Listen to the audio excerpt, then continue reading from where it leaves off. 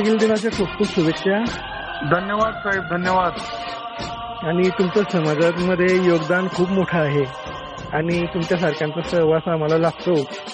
हो हो. डबल युद्ध आहे. पण कारगिलमध्ये काय योगदान होते बरं, थोडं सांगाल का? माझं कारगिलमध्ये योगदान असं होतं की मी 11 नोव्हेंबर 1990 ला मी BSF मध्ये भरती झालो. आणि जेव्हा कारगिल वारची सुरुवात झाली 1998 मध्ये, तर 99 पर्यंत ते कारगिल वार चाललं लगभग 5-7 महिन्यापर्यंत. तर पाकिस्तानने आपल्या जमिनीवरती कब्जा करून ठेवलेला होता आणि त्यावेळेस मी 7 सप्टेंबरच्या पहिले मी LOC लाईन ऑफ कंट्रोल मध्ये जम्मू काश्मीरच्या बॉर्डरवरती LOC वरती मी तैनात होतो. आणि माझ्या सोबत अनेक सैनिक बांधव होते, BSFचे, आर्मीचे बांधव होते. आर्मी आणि BSF मिळून आम्ही ते युद्ध लढलं. सचिन ग्लेसर वगैरे या द्राक्ष साईडला अनेक फौजे तैनात होती. आणि पाकिस्तानला दोघं फोर्सांनी मिळून आणि त्याला पछाडलं. अनेक त्यांचे कॅम्पसला उद्ध्वस्त केलं आणि तिरंगा आम्ही तिथं गाडला. पूर्ण LOC वरती, लाईन ऑफ कंट्रोल वरती, हायल्टी 0 डिग्री तापमानावरती आम्ही तेव्हा राहत होतो.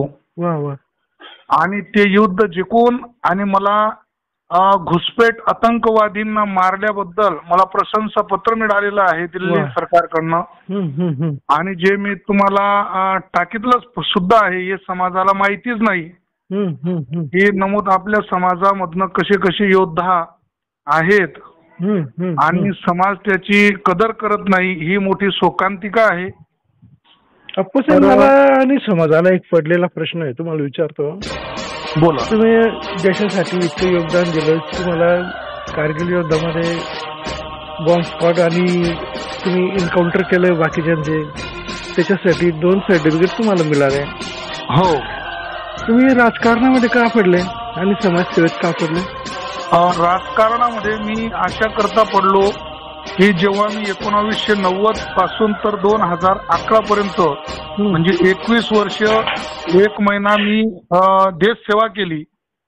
आणि त्याच्यात मला दिसलं की भारताचं जे राजकारण आहे ते दुर्मिळ आहे, गलिच्छ आहे, खराब आहे आणि त्याच्यामुळे देशाला नुकसान होतं.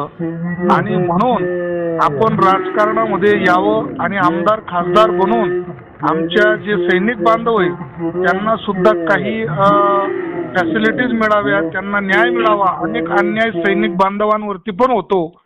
आणि परंतु मी 2011 नंतर सामाजिक कार्याच्या माध्यमातून तो लढा देशासाठी आपण हमेशा ठेवलेला आहे आणि आपण लढत आहोत. बरोबर. धन्यवाद साहेब. तुम्ही आता 25 तारखेला 24ला आपल्या मंडळीला पण गाजवलं. हो. तुमच्या भाषणामुळे खूप लोक प्रेरित पण झाले. समाजकार्य आणि सैनिक हे तुमचं समीकरण खूप मोठं आहे, योगदान खूप मोठं आहे. हो. आमच्या शेतकरी बांधवाला बघा, जेवढेही सैनिक आहेत तर ते सर्व सैनिक साधारण शेतकऱ्यांचे मुलं आहेत. आणि या देशामध्ये शेतकरीला सुद्धा हमी भाव मिळत नाही. एक उद्योगपती त्याचा माल बनवतो, तो भाव त्याचा ठरवतो. आणि आमचा शेतकरी राजा माल जो बनवतो शेतामध्ये एवढं योगदान देऊन, तर त्याचा मालचा तो हमी भाव ठरवू शकत नाही. म्हणजे हा मोठा शेतकरीवरती अन्याय आहे. त्याचाच मुलगा बॉर्डरवरती भारतीय संविधानाचा, डॉक्टर बाबासाहेब आंबेडकरांचा, डॉक्टर बाबासाहेब आंबेडकरांचा, आरक्षण नाही कुणाच्या बापाचं, आरक्षण नाही कुणाच्या बापाचं.